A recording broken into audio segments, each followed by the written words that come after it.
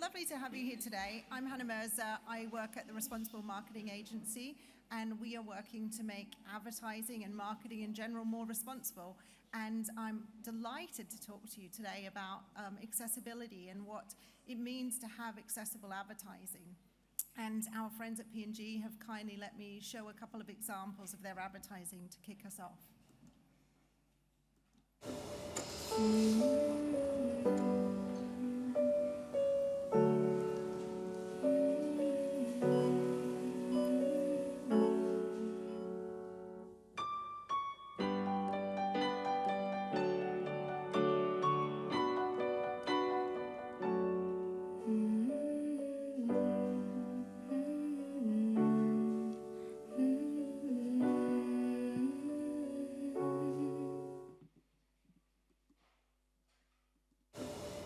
Tiny baby sleeps peacefully, with a drip attached, her eyes open narrowly. A nurse talks to the mother as the father leans anxiously on an incubator looking at the baby. A Pampers premature nappy is put on the baby. Every day is a fight when you arrive early. And we're proud to be in your corner. The premature baby is driven home fit and well. The only premature nappy donated to hospitals, Pampers.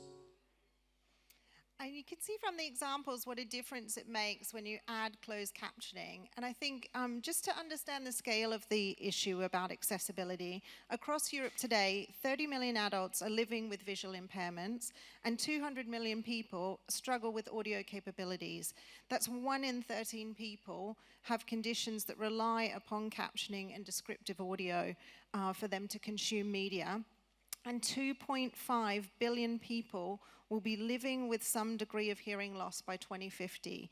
And if you think about the scale of that and the audiences as advertisers that you're missing out on by not looking at accessibility as part of your advertising, it's a really important topic. And I'm delighted to be joined to discuss this panel today with the lovely Bobi Carley from ISBA, who is heading up their inclusion and diversity initiatives as well as leading media there, and Carley Hendricks from Google, who is working on the Accessibility Alliance as part of ISBA as well. So join me for the panel. Bobi, why don't you start off by telling us about the Accessibility Alliance and how it came about? Sure. Thank you. And I just want to say, first of all, I'm so proud to be talking about this topic. It's really interesting talking about accessibility, talking about deaf and blind people, because it touches everybody. Everybody knows somebody at some point who are either hard of hearing or hard of sight. And as Hannah said in the numbers, you know, in the UK, it's 20% of the population. So the conversation that we're having with brands and our members, it should be such an easy one, because who wants to miss out on 20% of their audience by doing, as you'll hear in the conversation, actually very simple things. But this all kicked off the end of the year before last, actually, in one of our inclusion meetings, when a brand basically said, I'm trying to make my ad accessible, but actually it's really difficult, and I've got a load of problems. So this kicked off a murmur of what often happens when we bring lots of brands together. I often call it therapy, because usually one person's problem is the same as multiple people's problems, and everybody's like, yes, yes, yes, yes, yes. So we basically created a task force aligned with a global alliance that had been incorporated, which is essentially a group of brands, publishers, intermediaries, everybody involved in the process of making ads accessible, who can actually take action to make things happen. So we've got the Global Alliance here, and then we've got lots of working groups now kicking off. So we've got the UK, broadcast task force, we've got a French broadcast task force, and now we've got a digital group that Casey will tell you more about. But essentially what the groups are looking to do are, one, measure where we are at the moment, and I'll come back to that in a minute, and then continue to measure how successful change has been. Two, and probably the most important one, is work out the barriers so that we can basically make sure that when anybody is actually trying to do this, they can do this. And so very simple terms, at the moment, and I'm talking about broadcast, you can only play out accessible ads with subtitles and audio description on linear TV, not on the BVOD channels, and as yet not on the streaming platforms. Now, as part of this process, they are all massively engaged, and they are honestly, I mean, it's been really lovely. I've never, I have to applaud ITV. I mean, they took me through what they needed to do in order to make ITV accessible. And it was basically changing something like 13,000 data points in order to make this happen. And they are actually nearly there. So people are really progressing. But in the meantime, what we are making sure that the outcome will be is guidance so that people know when you are creating an ad, this is where you can play it out. So that there isn't frustration, there isn't wasted money. And then the third point, which is really important, is just knowledge. And that's what we're working with the Responsible Marketing Agency and Hannah's team to produce essentially a toolkit driven by some of the brands that are doing it really well. And we can then showcase basically how to do things, how to do it, where to do it, when to do it. Brilliant. And what are the kind of ambitions? Where do you hope we get to? Well, at the moment, we basically have 25% of ads with subtitles. Just to put that into context, in order to subtitle an ad, it's just a toggle that needs to be switched on an ad with very, very little cost in order to make it subtitled. And there are 1% of ads with audio description. So when you say, where do I want to get to? Obviously, to be fair, I don't see any reason why 100% of ads can't be subtitled. And you think now, so many people watch TV. I've got teenage girls, they all watch TV, they watch TV. I can't watch TV now without subtitles because I've got so used to it. And now you really notice when the ads don't have subtitles on them because you're so used to watching with subtitles. So it's just becoming much more the norm. So we want to make we want to take that number up to 100.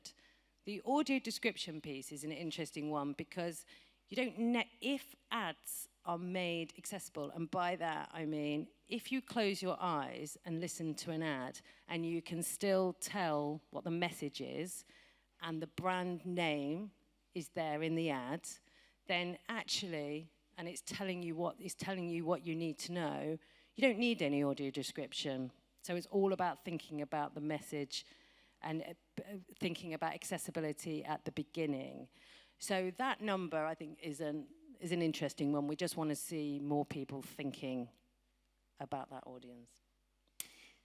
Casey, I know Google's such a big player in our world, and I'd love to know the journey that Google's been on, and what are you doing, and how are you looking at accessibility and your role in the Accessibility Alliance? Yeah, so Google's really always been on the journey of accessibility as a business. Universal accessibility has actually been part of our mission statement for the last 25 years. So I think really where we want to go with that is we'll continue to build amazing products for and with the disabled community. Kind of, where we think about our role in the Digital Alliance is to just be a proponent as a platform and also as a marketer to tell about best-in-class practices as well as learn from the other advertisers that are in some of the same hardships that we are of implementing some of the closed captions or audio description example. And I know, you know, the infamous Super Bowl commercials, you know, if you haven't looked at the Google Super Bowl commercial, have a look after, Google that. But you have fantastic insights as a business. How is that informing your own marketing and your own campaigns to come up with concepts like that? Yeah, the Super Bowl campaign's a great example. We have heard and we know that AI can really revolutionize the way disabled people experience the world. And so that was really the leg that our Super Bowl ad stood on, which was highlighting all of the amazing accessible features that we have on our Pixel camera to showcase a product called Guided Frame, which is essentially taking photos on your camera with auditory cues rather than just visual cues. And it was an incredible campaign. Like Hannah said, if you haven't seen it, feel free to look it up. We have a version that is the ad itself, which had amazing engagement, 50 million views, and great sentiment across socials. And then we also have a kind of a background of how it was made. So for this ad particularly, we partnered with Adam Morse, who's an incredible award-winning filmmaker, and he's blind. And he had this idea to basically smear petroleum jelly on the camera so that people and users could really see how disabled people with visual impairments might see and experience the world. And it resonated super well. He had an incredible team with him, and we also incorporated voices from disabled agencies and organizations to make sure that we were capturing a wide array of diverse perspectives. And if we think about inclusion for disabilities, we're thinking, you know, in front of the camera and representation, but also in that behind the camera. And I love this example where we're looking at the production team and who is actually creating the content. And then obviously in terms of closed captioning and audio descriptions, we're looking at through the camera, like what's in the distribution, how does it show up to the consumer, and are they able to access it in a way that's for their needs? Can you tell me, Casey, you know, some of the learnings that you have generated from your work and how others can take those through to their own marketing activations? Yeah, I think the biggest learning that we've had is to incorporate the disabled community from conception of the campaign to make sure that they're involved in the development process, that we're gathering as many voices as we can, and making sure that we continue to ideate on the ways that we incorporate the different perspectives. Especially, like I said, for this campaign, having Adam direct and shoot the ad really helped showcase how his perspective was, but it's not always representative of every single experience. And so bringing in as many voices as we could really captured that. We've actually put together all of our learnings across our inclusion and belonging campaigns in our all-in playbook, which is available to everyone online. And the idea of it is really to showcase how we've learned across the different campaigns that we've put out, and ideally inspire marketers to tell authentic and representative stories that showcase the world and, you know, all the different and unique perspectives and voices in it. So it's google.com/allin is where you can find that. And your ambition, Bobi, and I think it's a noble one, and we should all be behind it to get all advertising accessible. It's every advert, whether it is, you know, considering like positioning in front of the camera and behind the camera, but every advert could be accessible. Aside from the P&G example we started with, can you talk a bit about you know, what you've observed from Google's commitment, but also other advertisers, and what does best practice look like in this space? Well, best practice, that is when you ask about great examples. I mean, Google's example is absolutely brilliant, and you know, it's brilliant when brands like Google open up the all-in resource. I highly recommend to people. It's such a good resource for the industry, and it's what I love about initiatives like this, that people are so giving with their learning and sharing for everybody. But there's been some brilliant work and again, as you say, work with the community. So Diageo, if anybody hasn't listened to this, is one of my favorites. It's simple, but just so effective. The Bailey's worked with the RNID, and there's a voiceover that describes the Bailey's sound as the drink goes into the glass and then somebody tasting it. And it is so, as you, honestly, at whatever time of day it is, it makes you want to drink Bailey's even more than, and it's just, so there's been some really great initiatives. Again, Guinness funded the audio description for the Rugby World Cup, isn't it? The Rugby World Cup matches, which is, can you imagine, live sport audio description? Honestly, if you can do that, then any ad's going to be a piece of cake. So, I mean, it's initiatives like that, taking it to the consumer, and I love the Cadbury's one as well. Cadbury's did signing, you know, getting kids to learn signing, which was just lovely. But just generally getting everyone behind it. We're going to see, which I'm really looking forward to, a big push from Channel 4 with the Paralympics. They are intending, their press release is going out today, but they're intending to make every ad break accessible around all the Paralympics, which I can tell you, going back to what I said earlier, the tech challenges behind that, because broadcast technology is not up to that, has been horrendous. But they are on a mission, and so obviously then they're getting all the they're getting multiple brands then to be in those breaks. And ITV did a great thing on global. What's it called? Global Accessibility Day. I always get that wrong. In May, where they made 2 of their ad breaks in This Morning accessible. So they had a range of brands: Lenore, IKEA, Guide Dogs for the Blind, etc. There were about 8 or 9 brands that were all accessible, and they basically did it just to show, you know, this is what every ad break should and could ultimately look like. And yeah, it's initiatives like that we just need to keep pressing on with. And my observations, I think, too, some of the misnomers in the accessible space is that it's really expensive. But actually what we found working on some clients is that to add closed captioning is incredibly cheap. You know, you can do it in a way that gets your advert at least accessible to an extent. The best practices, right? Thinking at the creation stage, and obviously including more of the brand tone of voice in the Bailey's example. And I think if you want to learn anything about accessibility, look more into what they've done besides the work in and around rugby. They've done some incredible accessibility work for Eurovision as well, for the song contest. And I know all of that work's hosted on Spotify and worth checking out. But tell us, if you want to get involved in the Accessibility Alliance, Bobi, and some calls to action to the audience, what do you need to do? Speak to me. Yes, speak to me. But also, it is just a case of just do it. Just now start thinking about it.